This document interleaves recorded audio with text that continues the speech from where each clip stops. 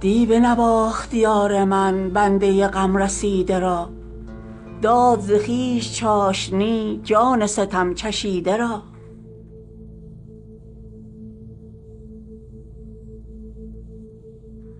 هوش فزود هوش را، حلقه نمود گوش را، جوش نمود نوش را، نور فزود دیده را.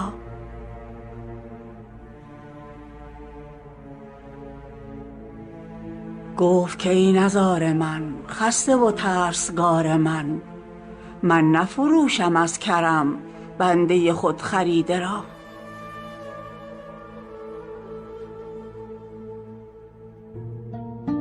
بین که چه داد می کند، بین چه گشاد می کند، یوسف یاد می کند عاشق کف بریده را.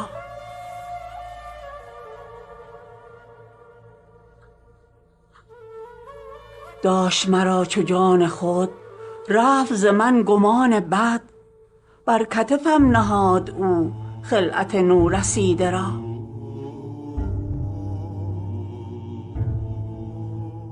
عاجز و بی کسم مبین، اشک چو اطلسم مبین، در تن من کشیده بین اطلس زرکشیده را.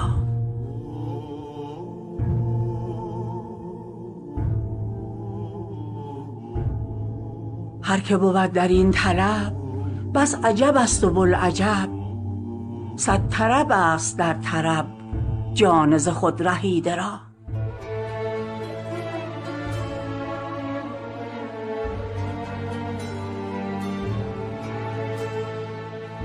چاشنی جنون او خوشتر یا فسون او، چون که نهفته لب گزد خسته غم گزیده را.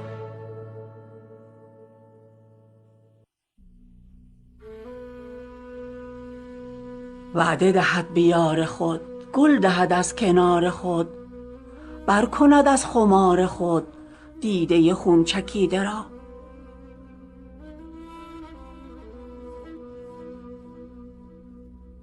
برکند از خمار خود دیده خون چکیده را.